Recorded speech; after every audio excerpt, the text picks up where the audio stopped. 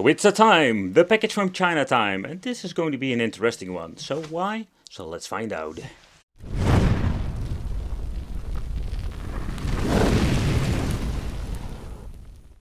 Hey, welcome back to the channel. It's awesome that you're tuning in. In today's video, we're going to take a close look at this USB flash drive. Comes even with a nice cord. But this is not your typical USB drive. This is the Hyperbase Mini 128GB 3.0. And what you're getting is just a converted USB flash drive with some Batocera. In other words, you can plug this thing into your computer, boot it up and just play thousands of retro games. So where this thing sounds like magic, it is absolutely not. Linux based or Batocera is absolutely a beautiful piece of software that we can use on many different devices. But also in this video we're going to test out what you're getting with this, but also what kind of device you can use and what kind of performance you're getting. Because where this thing is just actually an, let's say, storage device, yeah, when you're going to be plugging this thing inside of a, let's say, a PC, you can just boot it up into special software. It's absolutely amazing, but you can just use it in any kind of, let's say, PC. Take consideration, we do have limitations when it comes to the software. If you have like an, let's say, x64 or like another kind of like a really old one, there are some different versions out there. So if you're going to have like a different, let's say, mini, let's say, PC laying around with an N100 in it or something else, it's highly possible this is going to be plugged in and works out of the box. But let's plug it in and let's do a chit chat about Batocera. But so where there are all kinds of PCs, laptops and different kind of mini solutions out there, JMK Tech, B-Link, you name it, you can all use it inside of these machines. But the thing you need to take consideration is that when it comes, let's say, to the specifications, there we're having a certain result. But let's grab ourselves a mini computer and let's just plug in the USB thumb drive. So what is kind of what's kind of a downside is that this is in 3.0. Yeah, and if you're going to be putting it in an old port, yep, that's not going to be working. Or it's going to be working, but it's going to be very slow. But let's plug it in. Man, this thing, holy crap. Damn, that is tight. And after the device has been configured, it will boot up into the Batocera software. And that's actually how it works. It's just that easy. So when the machine has been booted up through the Thumbdrive, you have like some access to so many different kind of emulators. And it's absolutely nuts. Depending what kind of mini PC you're using, this actually says how much you can play. If you're having an old dual core or a quad core or an old like mini PC like a J1800, sometimes you will be surprised how much you can play from the 8-bit, 16-bit era all the way up to the PlayStation 1. But if you want to have like a PlayStation 2 emulation, PlayStation Portable, Wii, GameCube, and want to have like a 60 full FPS, there we're having just the need for a more powerful mini PC. Think about a new generation Intel or AMD. So that's actually one of the ways you can play, and it's absolutely crazy. N64 is one of those systems that will run basically like way better than the most, like say, kind of game boxes we've reviewed. But the overall performance, that's depending what kind of mini PC you're going to be sticking this USB thumb drive in. So let's take a close look at one of those newer generation called the N100 mini PC. This is absolutely a great balance between the price and the overall emulation performance. With this tiny compact device, you can just bring this thing with you everywhere. It's super easy and you just plug in the USB dongle, turning it on, and you just have a lot of cool things you can play. Having even the option for dual HDMI, not you're going to actually need it, but we have also the Windows capabilities with this device that we do have a lot of interesting things that we can do with. Alright, so let's do a quick overview of the chipset with CPU Z. So in here we're having the Intel N100, the Alder Lake, with a max TDP of 6 watts. The package is the socket 1744, and yeah, when you're looking at the overall specification, it's not going to be like super exciting because this thing isn't really made for gaming, but we're still going to be trying to do so.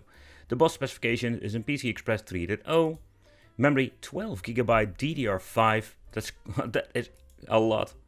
Yeah, they are claiming to have a lot of different slots, but yeah, I can tell you that this is not correct. I don't know what's going on over here, but it says they have like 4 slots. But yeah, no, I really didn't tear down in here, but there's no way there are so many slots in this thing. Doesn't matter.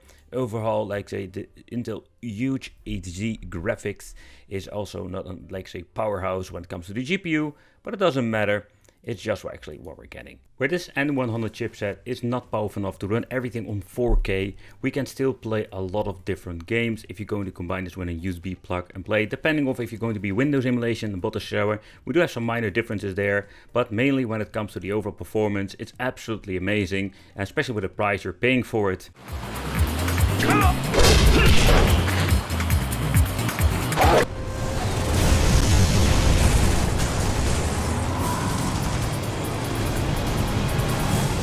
So when it comes to PlayStation Portable and God of War, getting the 60 FPS, we have set it to 4 times resolution. Maybe we can tweak it to 5 times depending on what kind of game you're actually going to be playing.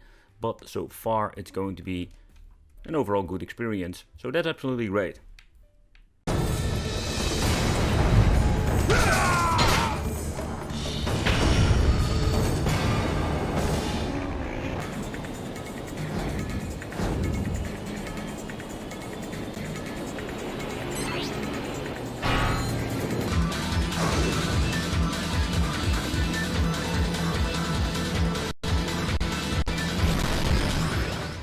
Another thing you can also do is getting yourself a portable device like an old e-waste laptop. I had a couple of them laying around, some of them were still working. For example, this Dell had a not working keyboard or some defects on it, but what you can actually do is plug in the USB drive and you can just play a lot of games, and you will be surprised in overall what you can play with in a device like this. You can do a lot of great things with this Dell laptop. It's a dual core, it's got a 4 gigs of RAM. There is no hard drive installed, but we can slap a hard drive and SSD in it. It got built-in speakers, but in the end, if you're looking at the specs, I was thinking, hey, why not installing Batocera and let's play some retro games on the go. Because now we're having a device that basically has the display, we're having a controller that we're using external, and we're having some speakers. So in this video, I am going to use myself the Chinese controller I've got for the Super Console X. But I also can use like an Xbox 360 controller. There are a lot of the great controllers you can use with Batocera. So let's plug in this bad boy and let's see what we're going to get. Alright, so I'm using this for the first time, or this controller on this image. So what we need to do is configure it. So if everything goes like it should be, you're going to get this configure input. The reason why, because you need to set it all up. What you're going to get is basically this setup list. It says what kind of button you need to configure. Now we're going to have the D-pad, for example, up, down, left, right, start, select. Now I choose A, B, X, Y. We're having the analog stick. Let's check the shoulder buttons, the buttons here, and of course set the hotkey if you want to go back to the menu. I'm pressing back for this. Press A. It will take some time, but when you're done, the controller is configured with every single emulator. The device you see over here, it's not an IPS very high definition full HD 4K display. This is just a really old school retro way. And maybe even we can disable the bezels if we want to. Not going to do that in a video, just going to leave as is. But for an old school 15-inch display, non-IPS, doesn't look that bad. So when it comes to a really old piece of technology, I'm going to tell you, and it will surprise you in many ways, because this device is capable of running a lot of stuff that I didn't even realize. What I do like about this is that we have the option to bring this thing with you. You even have the indication of the battery in the right top corner. I did review a lot of these devices, especially when it comes to Pandora's Box Pi based, but this is just a super easy way. You grab yourself an old laptop, maybe you have one laying around, you're going to do a modification of the software, or better said, you're going to slap on a new hard drive, and you're ready to go, and you have so much stuff you can add to it. The old stuff like 8-bit, 16-bit, I will show you, it will run just fine. Okay guys, so first, a little bit of beefcake and wolfies. And this is how I feel in the morning. Just kick him in the balls. Kick him in the face, kick him in the balls. Kick him in the face, kick him in the balls.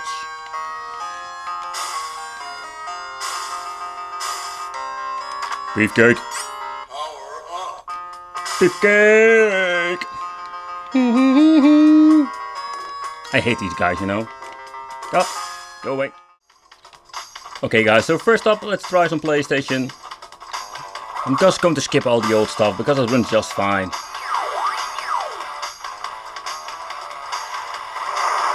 Get into the bubble! Crash, crash, crash. Oh, do shut up.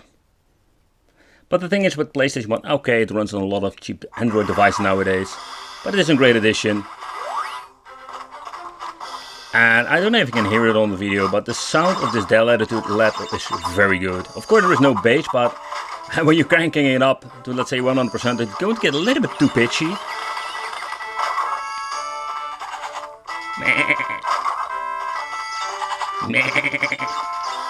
Talking to my goat friend.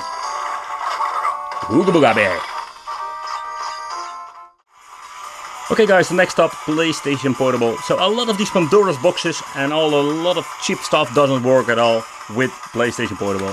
So let's play without frame skip, original settings. I can already hear a minor dip. Round 1. Fight. Ooh.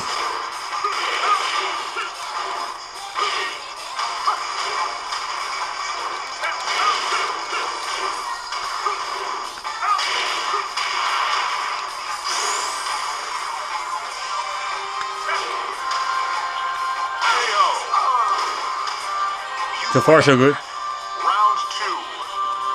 Fight. Of course, like when you're looking at the Tekken 6 game, this is not the most demanding game out there. Sadly, I couldn't get God of War to work, because that will be like the ultimate test. But so far so good. Next up, let's try a different game, different system. This is a really demanding game, so I'm curious how this will work out.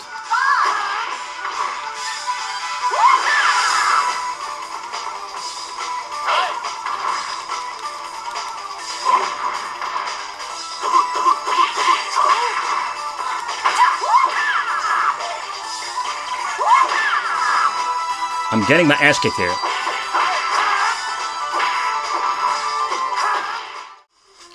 The first time booting up the game, I had a lot of problems due of FPS dips, but when playing through the game, it should be working just fine. It's all still running 100% perfect speed, but it is better playable than most, let's say, cheap Android boxes. So where the first example was an old laptop, you can get yourself a newer generation, and they are getting cheaper and cheaper with a powerful i7.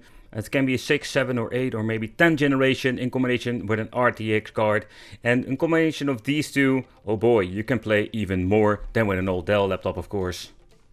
So when it comes to like PlayStation 2, we can run it even on high resolution without any problem. The CPU is more powerful enough, and in combination with the GPU, we're going to get some amazing performance. So that's absolutely cool when it comes to this particular piece of hardware.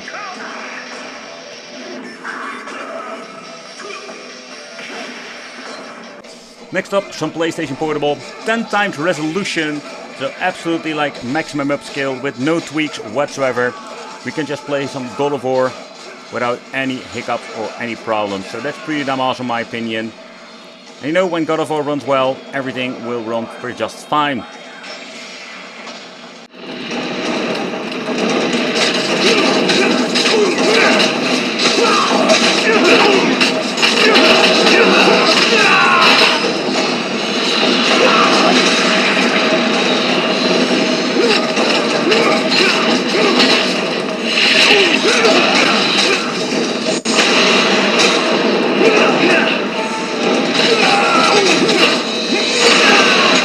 So when it comes to the PlayStation 3 part, so what I've noticed with mini PCs lately, that we do have a very fast boot up sequence. So here you can see that when it's starting up the emulator and the game, it's almost instantly that it loads up. Oh yeah, now this fans are going to be spinning absolutely crazy. The game has been kept to 30 FPS, but also on lower devices we can run PlayStation 3.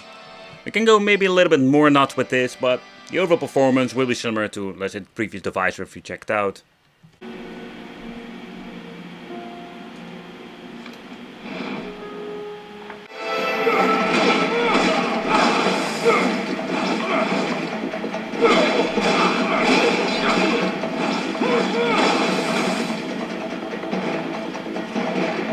Come here!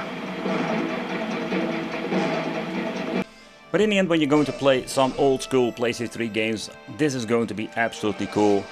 and we're going to have an amazing overall performance. But if you don't want to get into the portable, but you want to see what's actually possible with used stuff, I've even made like a top 5 and different like reviews separate to, let's say, older mini PCs. I bought the weird ones from AliExpress, but also old Lenovo's, HP, Fujitsu Siemens, you name it. Most of them will come with an older i3 or i5. But the overall emulation performance for the money you're mostly paying for these things is absolutely great. And in the comments I ever read that some people even like uses a very cool clunky old Dell mini PC. So you can go creative on plugging in a USB stick with some Batocera. Take consideration if you're using the right mainboard configuration with the right image that is actually on the USB stick. You have like so many different ways to play. From all the way like hundreds of euros, you can maybe buy like something of a 50 euro mini PC. Plug in the USB stick and you're going to have like a blast to the past with thousands of games that can be emulated on an old piece of hardware. For example, I've bought a 79 euro Dell. It did have some issues, compatibility issues with some emulators. It can be fixed maybe in future, let's say upgrade of Batocera itself. So that's something you need to take consideration, that you need to update them or the image itself through the internet. But what you're getting is an absolutely overall great performance. For example, can actually play some MAME Tekken that cannot be played on, let's say, the Super Console X's for around 50. I also bought a new version called Texho or something like that. And this particular Chinese version, we're selling old i5s. Comes in a very new brand new case. I'm guessing they're like using old CPUs and brand new mainboards. But the overall performance was quite disappointing when you're looking at, let's say, the old stuff that you're getting, like think about an old HP or a Dell. So I paid, I think it was like 150, 200 euros for this. Yeah, the overall performance was quite nice, but not for the money you're just paying for this. Alright, so next up I want to try some other Tekken game, but this time it's going to be the Tekken Tag. This is another video game that is quite very difficult to emulate on some cheaper mini PCs, but I just wanted to push it to the limit and show you what you can do with an old school i3 Intel. Alright, so next up N64, a system that has so much problems when it comes especially the Emulation or the cheaper Android boxes. Most of the game will run on native resolution to get the best performance out of it. And again, like it's depending on how powerful your system is. You can already hear it, you can already see it. So basically with an F-Zero GX, a very demanding game on the GameCube, you're going to get a lot of stuttering and absolutely not a fun gameplay. Let's play a little bit, show you. Maybe we will get a decent FPS here, but there will be parts where it's going to be stuttering like crazy. That's exactly what I mean. But when it comes to the mini PCs and used market, oh boy, it's absolutely endless. There are so many different configurations from i3, i5, different generations, Intel, AMD maybe. This is so crazy, and of course the newer are going to be more cheaper in the future because they're keeping new releases of chipsets. So mini PCs will become cheaper, especially when it comes to the used market. And if they become e-ways to of the Windows upgrades cannot be like implemented on the older PCs or they're just too slow, we can use them for Batocera and buy them for really cheap. But I also did a chit chat regarding, let's say, the 3 different ways if you're getting into the new stuff. They are all GMTK tech, but more like a coincidence. But what you're getting with this are 3 different routes you can choose. We already talked about the N100, but you also have the AMD Ryzen 5000. But for example, you also have like the 7000. So one of the many ways if you're going to buy a new mini PC, how much money you're going to be spending on it is absolutely up to you. Also, what do you actually want to play? If you just want to play everything in 1080p, you don't need to have the most powerful device out there. So they're actually like very cool different mini PCs where the JMK tech are slightly cheaper than, let's say, in B-Link or in Chewy. Some brands are just more expensive due to the overall build quality, but also upgrade possibilities. And upgrade possibilities, we don't really need it because you were slapping in the USB drive. And that's it, and we're just going to boot up into Batocera and just enjoy, and not even using Windows in some cases. When it comes to the best of the best, yeah, this is one of those, let's say, expensive products you can pick up.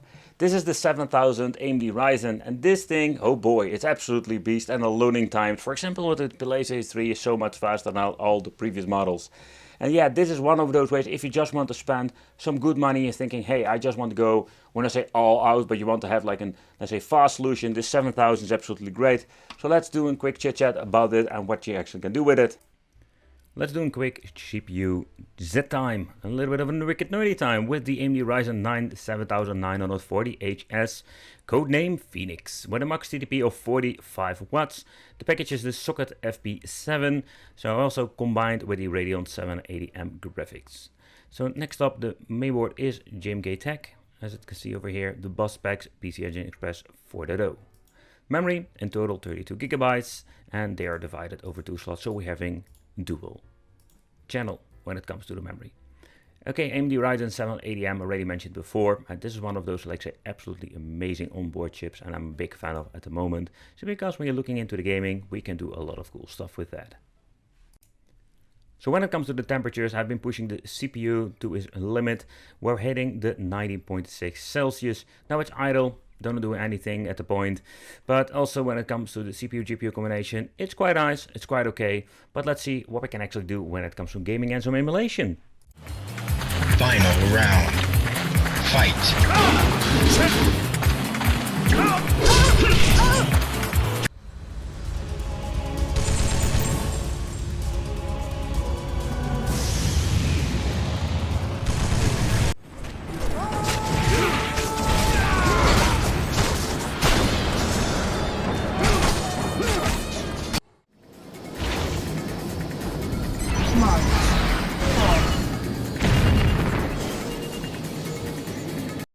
So one of the huge advantages we're having with these more powerful AMD Ryzen chips, that loading for the PlayStation 3 emulator is going to be so significantly faster than with, let's say, an AMD Ryzen 5.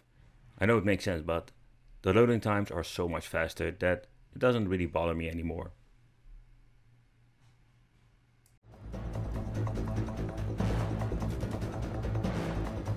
Get him!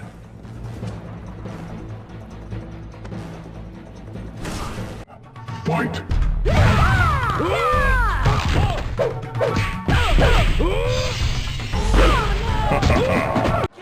Sailfish! No! Again? Spin the other way!